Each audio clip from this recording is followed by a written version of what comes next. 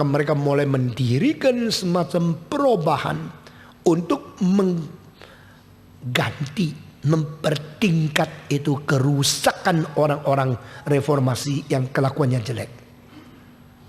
Mereka akhirnya mempentingkan hidup suci pribadi, hidup berdoa pribadi, hidup persekutuan antara orang suci dan orang suci, dan sungguh-sungguh merenungkan kitab suci. Ada saat teduh, berdoa, bersekutu, beriman sungguh-sungguh, membaca kitab suci, dan harus memberitakan Injil kepada orang lain. Laman laun gereja menjadi dua macam. Semacam dibenarkan oleh iman, kelakuan tidak penting. Semacam enggak, saya harus suci, saya harus hidup. Mesti ada retreat, mesti ada sependalaman, PA dan sebagainya. Mulai dari situ. Dan orang-orang ini menjadi orang yang seperti gereja sejati di tengah-tengah gereja yang palsu. Seperti kelompok rohani di tengah-tengah kelompok namanya rohani tapi tidak rohani. Lalu orang kritik, ini sombong, mesti gitu baru Kristen ya. Lu kira gua bukan Kristen ya? Gua dari dulu Kristen. Mesti ikut persekutuan itu ya. Mesti ikut memahal Alkitab. Mesti ikut NRIC ya. Orang sombong, sok lu ya. Lu kira lu gereja. Lalu orang mentaruhkan kelompok itu disebut the gereja di dalam gereja. Ecclesia in ecclesia.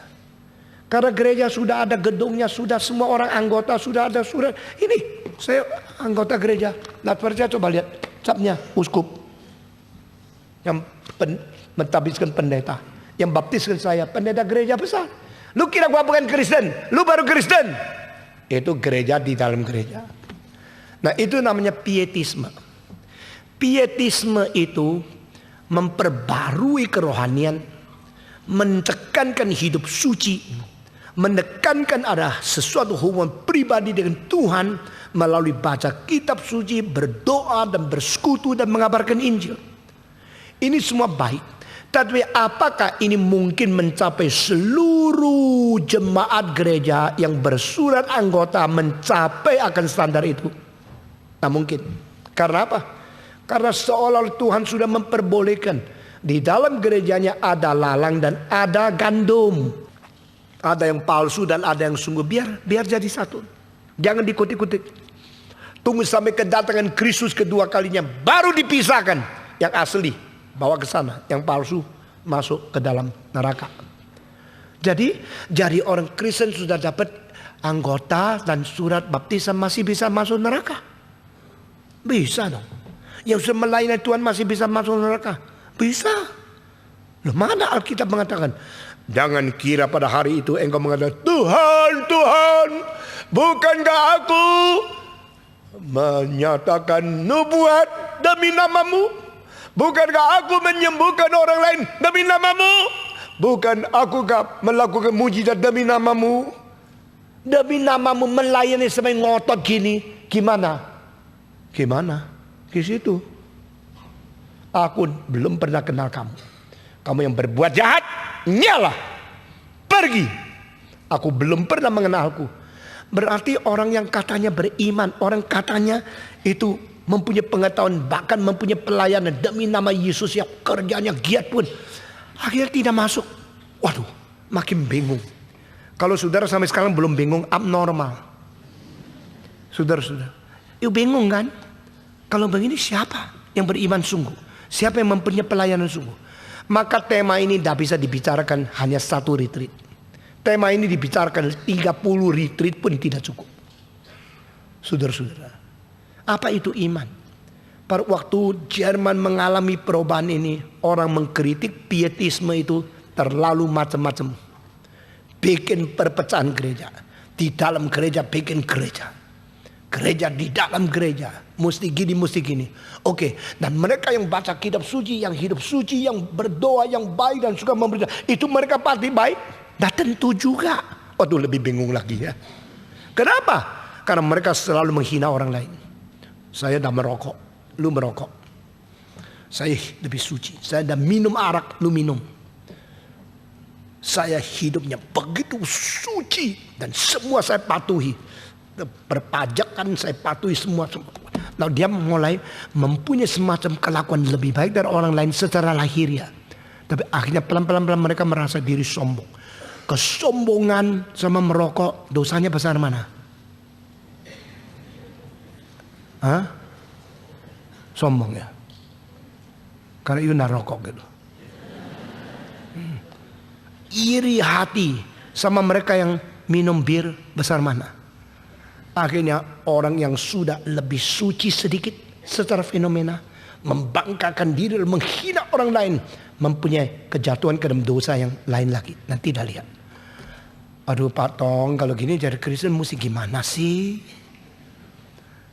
Satu kali saya dari Aceh naik bus dengan istri saya 13 jam masuk ke kota Medan, sudah malam jam 7. Saya punya koper di atas bus, orang di dalam. Nah ini teknologi Indonesia. Begitu sampai di Medan, Medan ada daerah orang Kristen, ada daerah bukan Kristen. Lalu orang bilang, stop, koper saya yang warna coklat coba turunin dong, diturunin. Stop di sini, yang itu yang pakai tali itu talinya hijau coba turunin. Saya ketakutan kalau diturunin punya saya yang diambil gimana. Saya bilang, Bapak perhatikan koper saya ya, yang ada kunci yang kuning yang itu hitam itu, coba perhatikan. Dia jawab satu kalimat, saya melongo. Pak, tenang aja. Di sini kopermu tak mungkin hilang. Ini sedang daerah Islam, aman. Nanti kalau masuk daerah Kristen itu bahaya. Nanti kalau lewat tempat Kristen saya akan perhatikan kopermu baik-baik. You tenang aja. Gua sampai tak berani kasih tahu dia saya hamba Tuhan. Dia bilang kalau gini orang Kristen banyak Tuhan sama you pendeta kepala perampok itu. Jadi bungkep langsung melongo. Nggak bisa ngomong apa-apa. Apakah itu namanya daerah Kristen? Kenapa begini? Maafkan yang dari Medan ya. Saudara-saudara, saya pernah mengatakan itu banyak pelacur yang cantik-cantik dari daerah Kristen, dari Manado. Karena di sini orang bagus-bagus. Benar. Tapi apa artinya Kristen beriman? Iman itu iman apa? Iman kalau tidak ada hubungan dengan kelakuan, lalu iman apa? Kalau ada hubungan dengan kelakuan bagaimana? Mengapa orang Farisi berkelakuan baik ditolak sama Yesus Kristus? Mengapa orang yang namanya beriman tidak berkelakuan seperti diterima? Nah itu apa itu? Kalau gini agama Kristen bisa mengacaukan banyak pikiran dan bikin orang menghina dan orang pusing dan tidak tahu bagaimana menanggapi. Saudara-saudara sekalian, iman sebagai benih yang menghasilkan kelakuan dan iman sebagai satu pengakuan bibir lain.